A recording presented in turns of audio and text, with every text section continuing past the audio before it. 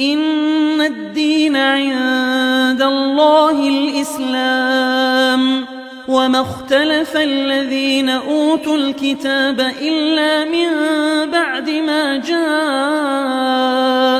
العلم بغيا بينهم ومن يكفر بآيات الله فإن الله سريع الحساب.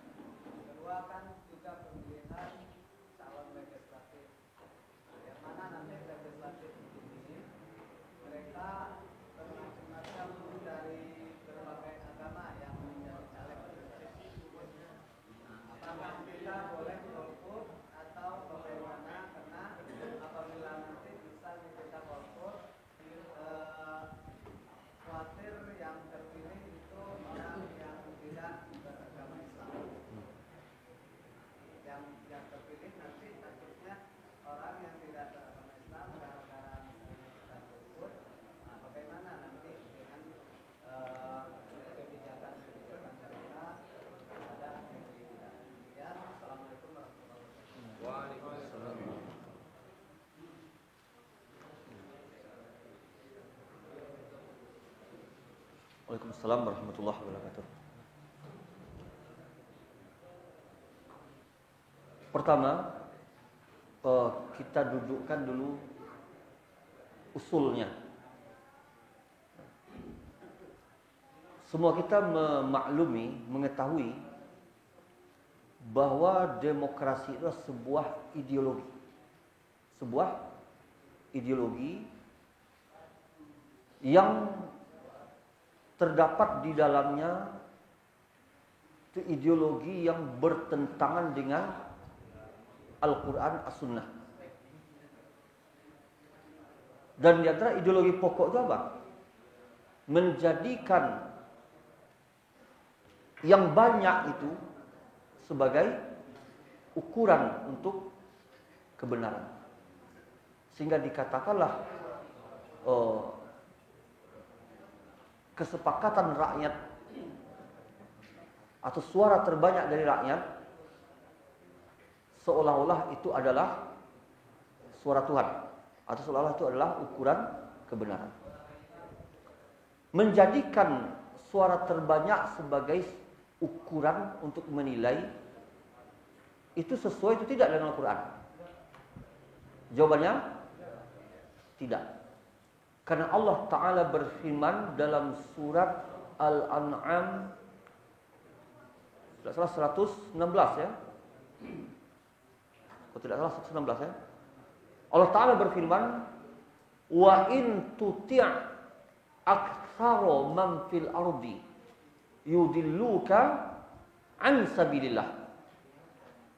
Jika engkau mengikuti kebanyakan orang di muka bumi, Jika diikuti kebanyakan orang di muka bumi, maka mereka akan menyesatkan engkau dari jalan Allah.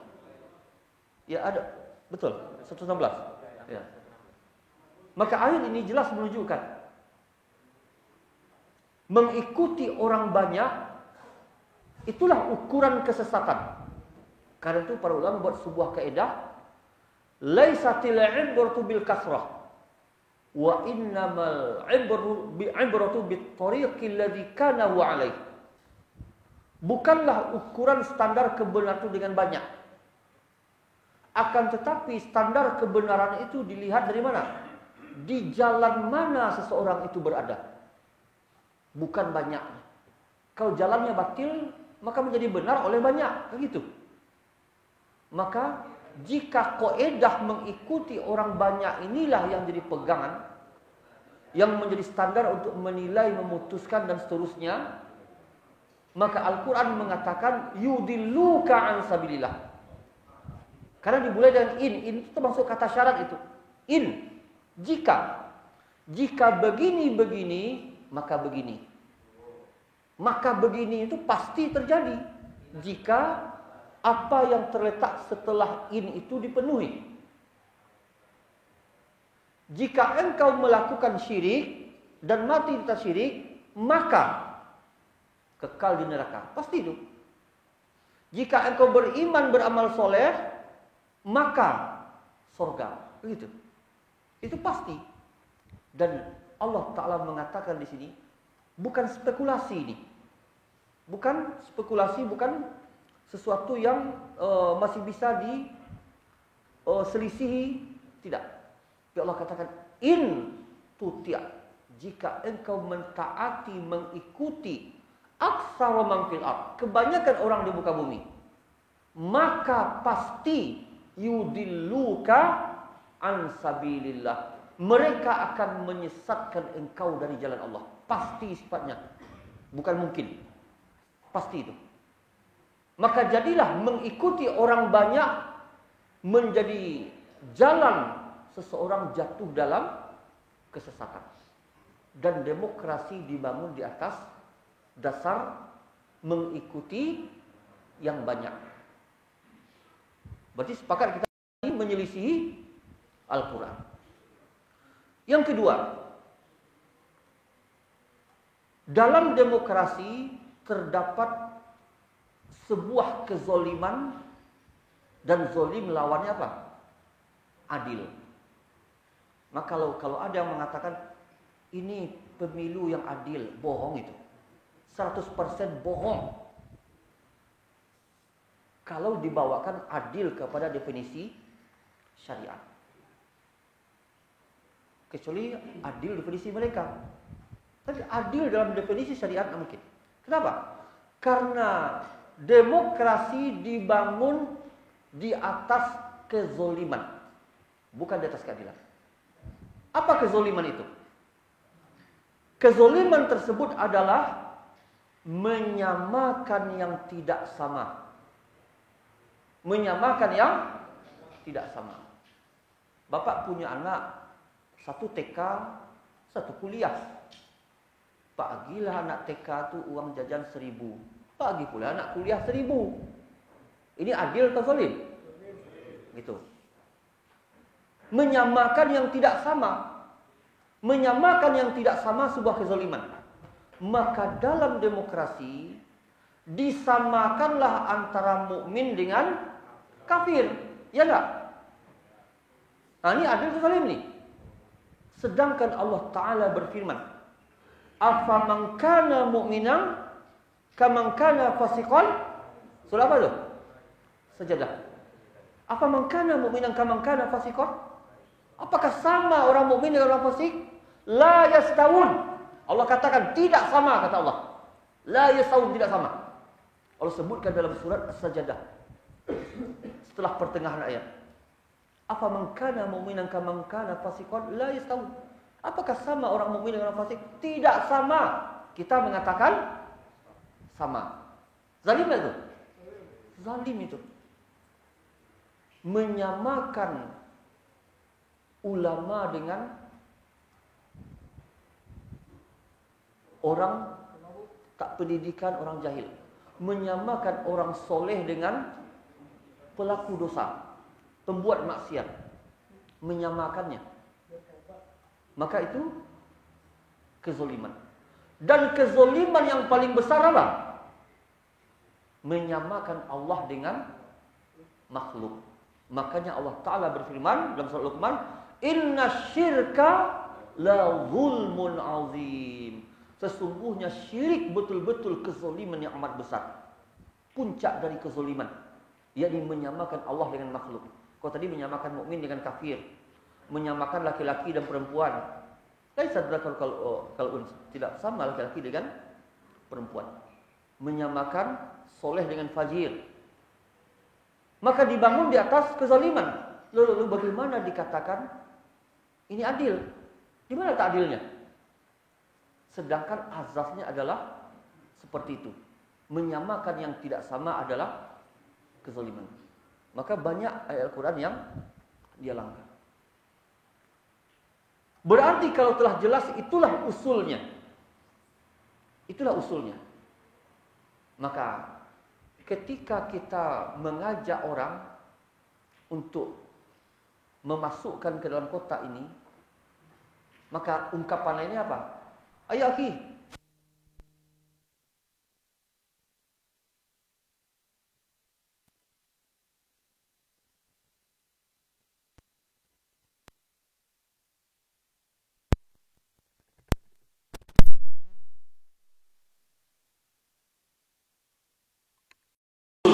mesti seperti ini. Kemudian subhanallah begini. Kalau kita tidak ikut, maka akan menang orang kafir. Seseorang di dalam syariat dalam kondisi yang tidak ada pilihan kecuali dosa, itu haram. Pilihannya hanya haram dan haram. Yang tidak ada yang ketiganya. Ingat ini, yang tidak ada yang ketiganya. Ketika dihadapkan kepada kondisi yang tidak ada yang ketiganya, kecuali haram dan haram, maka kaidahnya apa? Mana yang paling kecil dan paling ringan keharamannya. Yang diistilahkan dengan kaidah irtikabu akhafid darurain, menempuh yang paling kecil di antara dua mudarat. Namun permasalahannya, ini kaidah tidak dimutlakkan begitu saja. Ini kaidah Pak, amalkanlah. Tidak. Dia memiliki dawabit, ketentuan-ketentuan yang baru sah kaidah ini kita amalkan kalau telah memenuhi ketentuannya. Bapak haus, datang orang membawakan, pilihlah Pak, ini khamar, ini racun tikus. Apa jawaban Bapak?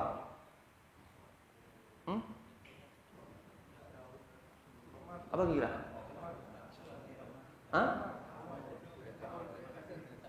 Jawabannya adalah, kok ini yang kau berikan kepada saya? Kan ada air putih. Kenapa ini yang kau berikan kepada saya? Kenapa engkau hadapkan saya kepada pilihan khamar dan racun tikus? Kan ada air putih. Itu kata kita. Kecuali kita telah berada di padang pasir berhari-hari tak minum. Lalu kita hanya menemukan dua, khamar atau racun tikus. Ketika kehausan yang sangat tadi, telah berhari-hari tak minum, bolehkah kita memilih salah satu di antara keduanya? Bolehkah? Kita dah haus sangat nih. Masih belum boleh. Karena haus itu bertingkat-tingkat. Tanya dulu, Bapak haus sekali? Ya. Kira-kira kalau bertahan 2 hari lagi masih sanggup tak? Masih Pak? Belum boleh sekarang. 2 hari lagi baru boleh. Betul Bapak sekarang lapar. Tapi tidak setiap orang yang saya lapar sangat Pak, boleh kan makan daging babi Pak? Boleh makan bangkai Pak? Boleh, belum tentu. Selagi dia masih bisa bertahan, tidak boleh. Boleh jadi dalam 2 hari ini dia ketemu yang halal. Tapi kalau sampai di puncaknya, tidak ada lagi pilihan, tidak ada lagi daya dan usaha. Barulah dikatakan, kalau racun tikus mati Pak, maka minumlah khamar, walau khamar itu haram. Ini kalau dihadapkan kepada 2, haram dan haram. Kondisi kita gimana? Sudah seperti itu? Belum. Dan betulkah hanya ada pilihan 2? Hanya ada 2 pilihan. Kalau masih ada yang ketiga, yang tidak kita masuk dalam yang haram, kenapa nak milih yang ketiga? Karena diizinkan kita untuk memilih haram yang terkecil, kalau tidak ada lagi yang halal, baru bisa. Kalau tidak, maka kaidah ini tidak bisa diamalkan. Tidak bisa diamalkan kecuali dengan memenuhi persyaratannya. Makanya mungkin di sebagian tempat pernah dahulu ulama berfatwa, oh di sini boleh yang haram yang kecil nih. Tetapi tahukah kita kaidah tagayyurul fatawa bitaghayyuril makan waz zaman. Fatwa itu berubah sesuai berubahnya kondisi dan zaman. Hari ini ditelepon ulama, boleh engkau makan bangkai, kondisi engkau dah sangat darurat. Besok ditelepon lagi, tak boleh kalau mah. Oh, kemarin boleh Pak. Sekarang pun tak boleh. Sekarang kan engkau tidak darurat. Darurat itu kemarin. Kemarin engkau dalam kondisi darurat. Saya katakan boleh engkau makan bangkai. Sekarang tidak. Karena engkau tidak lagi dalam kondisi darurat. Masa setiap 5 tahun kita darurat terus? Setiap 5 tahun darurat, 5 tahun darurat. Masa dihadapkan kepada keadaan yang seperti ini? Dan kondisi itu, kondisi dihadapkan kepada yang haram itu, syarat lainnya apa? Tidak boleh sengaja dirancang. Saya penasaran ya, gimana ya rasanya daging babi itu. Tapi takut haram. Itu biarlah saya pergi ke hutan sana, tidak bawa bekal. Tanpa bawa bekal, tapi bawa daging babi tadi. Nah, tapi tidak berani makannya. Lalu dirancang dirinya sampai pada kondisi darurat. Baru dia boleh makannya. Kalau sengaja kayak gitu tidak boleh. Merancang untuk bisa menempuh yang haram, yang kecil tadi. Jadi kondisi yang dimaksud itu kondisi yang datang tiba-tiba begitu. Barulah dipakai kaidah irtikabu akhafat darurain. Nanti banyak perkara haram yang akan dihalalkan yang sengaja-sengaja dirancang. Mudarat kecil Pak. Terpaksa Pak, mudarat kecil Pak. Dan ini sesuatu yang sengaja dirancang setiap 5 tahun. Lalu gimana kaidah ini bisa diterapkan? Kemudian berlaku bagi seseorang kaidah ini tidak berlaku bagi yang lain. Disebabkan perbedaan kondisi dan juga perbedaan tempat. Mungkin ulama berfatwa untuk negeri ini dahulu begini-begini. Boleh. Belum tentu untuk negeri kita. Karena harus dikembalikan dilihat kepada sebab ilat membolehkannya itu apa? Sama tidak dikiaskan kondisinya? Kalau tidak sama, berarti kiasnya tidak pas. Kalau kiasnya tidak pas, berarti tidak cocok pula kaidah itu untuk diterapkan. Lalu bagaimana kalau orang kafir yang akan naik? Maka termasuk di antara syarat penerapan kaidah ini, mafsadah yang kita khawatirkan itu adalah mafsadah yang rajihah, bukan zonniyah.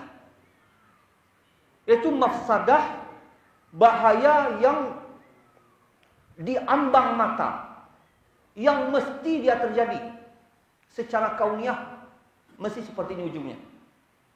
Tapi kalau sekedar spekulasi, tidak. Misalnya seseorang membawa khamar dan racun tikus tadi dan air. Berjalan. Habislah air putih. Tinggallah khamar dan racun tikus. Lalu dia berspekulasi. Mungkin beberapa kilo ke depan, satu kilo kita tidak akan bertemu air. Bila kita minumnya khamar. Hanya spekulasi, tidak akan bertemu air. Spekulasi baru. Memperkirakan zon yang lemah. Zon yang lemah bahwa dia akan ditimpa mudarat. Maka hukum agama tidak dibangun di atas zon-zon yang lemah seperti ini. Para ustaz itu tahu tuh. Zon yang lemah, spekulasi bukanlah landasan untuk membangun sebuah hukum. Tetapi mesti yang rojihah. Yang rojihah ini yang betul-betul diambang mata dan betul-betul itu mesti dia akan terjadi. Kalau tidak makan juga mesti mati. Gitu. Mesti itu. Bertahan juga tidak makan, mati. Maka ditempuhlah yang haram sekedar ukuran kebutuhan. Ukuran apa ukuran kebutuhannya? Sekedar mengeluarkan dia dari hukum darurat. Makanlah bangkai itu daging babi tadi, tapi tidak boleh tambuh. Tidak boleh tambuh. Hanya sekedar mengeluarkan dia dari hukum darurat. Jadi kalau kita kaji dawabit ketentuan penerapan kaidah itu, maka akan sampai kita pada pengetahuan ternyata kaidah itu tidak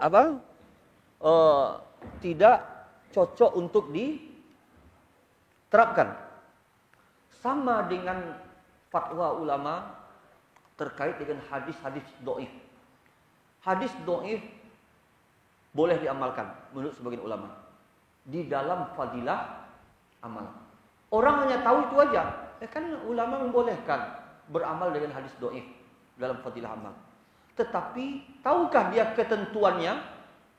Dhaifnya dhaif yang ringan, bukan dhaif berat, bukan dhaif jiddah. Bukan dalam ahkam dan ketentuan-ketentuan yang lainnya. Yang ketentuan itu tidak bisa diamalkan oleh kaum muslimin. Dari mana kaum muslimin tahu ini dhaif ringan, ini dhaif berat? Gimana tahunya? Tidak punya ilmu kaum muslimin kecuali orang yang menekuni bidang hadis, ilmu hadis, rijalul hadis, sanad hadis. Oh, ini ringan, ini berat. Dari mana dia tahu? Berarti kaum muslimin yang tidak tahu membedakan ringan dan berat dhaifnya, maka tidak bisa mereka mengamalkan ini. Kebolehan mengamalkan hadis dhaif. Dalam hukum, dari mana mereka tahu ini ahkam atau tidaknya? Hanya ulama yang tahu. Berarti kaum muslimin tidak bisa mengamalkan prinsip bolehnya hadis dhaif dalam fadilah amal diamalkan. Karena tidak adanya kemampuan untuk memenuhi persyaratannya. Yang anehnya ya, para da'i, si A mengatakan irtikabu akhafad darurain. Si B mengatakan irtikabu akhafad darurain. Lalu menyeru manusia, pilihlah calon yang paling ringan mudaratnya. Kan gitu. Yang paling ringan mudaratnya. Mereka kaidahnya sama, tetapi kok pilihannya berbeda. Kalau orang yang telah berilmu saja pilihannya beda, kaidahnya sama, apalagi masyarakat. Dan apa standarnya mengatakan si fulan lebih mudarat daripada si A? Si A begini-begini, si B begini-begini. Maka si B lebih berbahaya bagi Islam daripada si A. Standar itu apa? Standar mengatakan ini lebih mudarat dan ini tidak. Kalau orang awam, apa standarnya? Bukan standar agama. Standarnya paling-paling kalau si A bisa masuk uang ke kampung kita sekian-sekian, bisa bangun ini, bangun itu. Ternyata standarnya bukan menghilangkan mudarat, tetapi mencapai maslahah. Maka timbul pertanyaan lagi. Jadi sebenarnya kaidahnya meminimkan mudarat atau mencapai maslahah? Apa kaidah sebenarnya ini? Kaidah kebolehan itu meminimalkan mudarat atau memaksimalkan maslahah.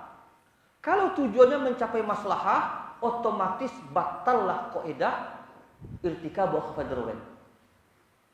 Otomatis batal. Berarti bukan itu kaidahnya. Akan ada alasan.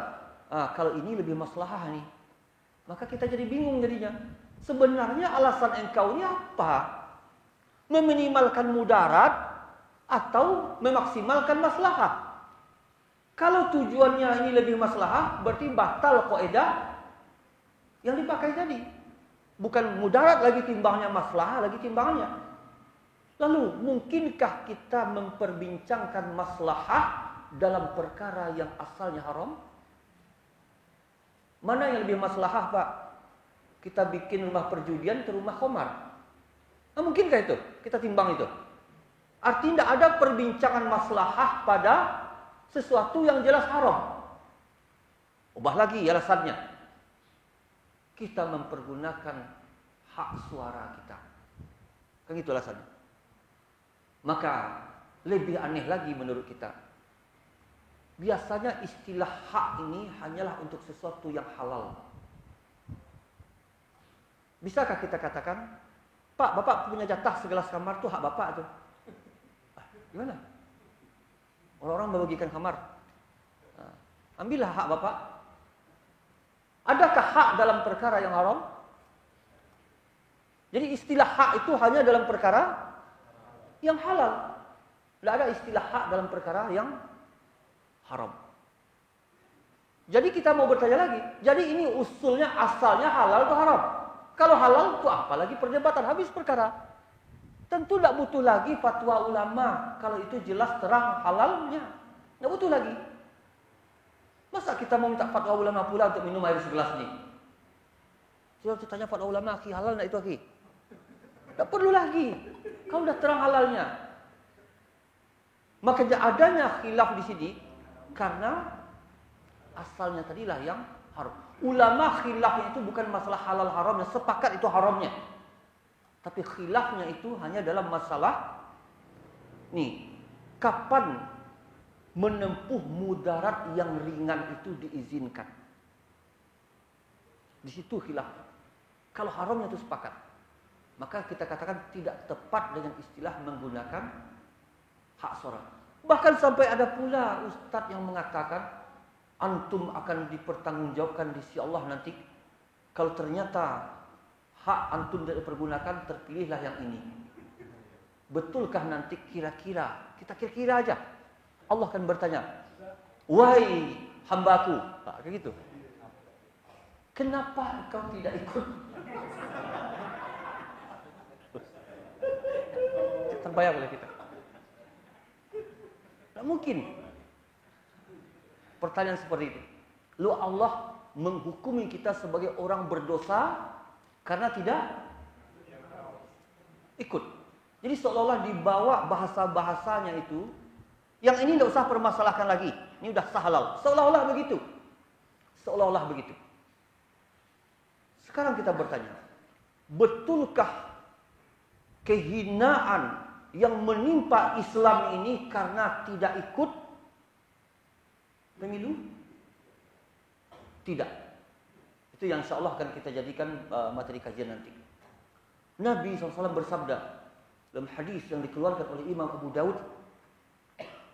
Beliau bersabda dari Ibnu Umar, "Idza tabaya'tum bil 'ainah wa akhadhtum aznabal baqar wa raditum bizar sallatallahu 'alaikum dhulla la yanzi'uhu hatta tarji'u ila dinikum." Apabila kalian telah berjual beli dengan cara inah, cara riba.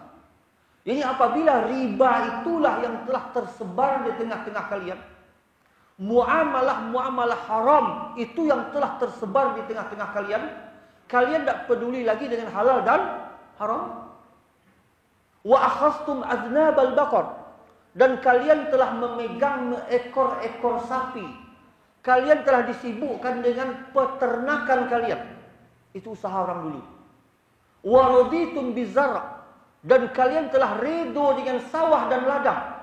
Sibuk dengan pertanian dan peternakan. sibuk dengan dunia saja. Tidak peduli lagi dengan agama. Tak peduli lagi.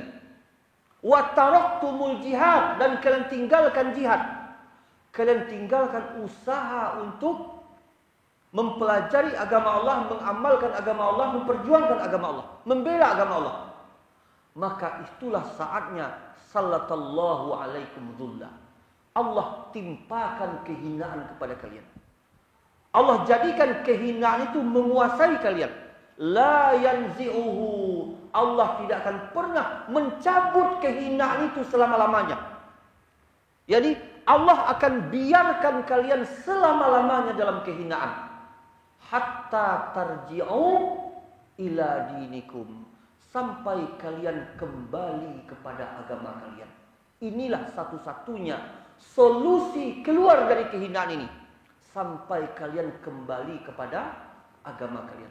Bukan sampai kalian memasuki bilik suara. Tidak. Tidak ada itu. Maka jangan salahkan ini, saya cari kesalahan sebenarnya. Disangkanya sebab kehinaan Islam ini satu aja, akibat tak milih. Sebab-sebab yang lain begitu banyak. Kenapa hanya dijadikan satu sebab ini saja? Dan tidak pula itu jadi sebabnya. Mana dalilnya? Mana dalilnya? Sedangkan perkhabaran melalui lisan Nabi yang tidak berbicara kecuali wahyu. Wa ma yantiqu 'anil hawa in huwa illa wahyu yuha.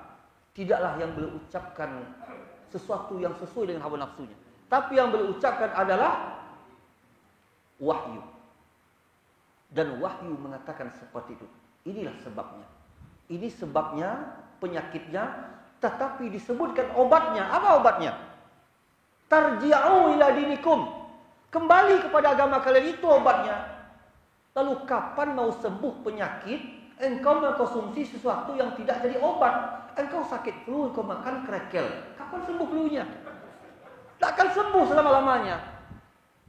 Karena mengkonsumsi sesuatu yang tidak menjadi obat. Obatnya telah disebutkan, ini obatnya. Serulah manusia, seru umat ini. Ajak mereka masuk ke dalam Islam yang kafah. Bukan masuk kepada bilik suara. Udkhulu fis silmi kafah. Ke situ umat ini diajak. Ini sengaja pula bikin ceramah khusus. Ayo ke bilik suara. Kan aneh tu. Tapi dia tidak mau mengajak umat. Ayo masuk ke Islam yang kafah. Padahal itulah obatnya. Jadi ini perlu diperbaiki cara pemikiran. Dan sekarang terjadi sebenarnya apa yang dinamakan dengan ghazwul fikri. Ghazwul fikri. Perang pemikiran, perang opini. Siapa yang tidak cerdas mencermatinya akan terbawa oleh pemikiran ataupun opini ini.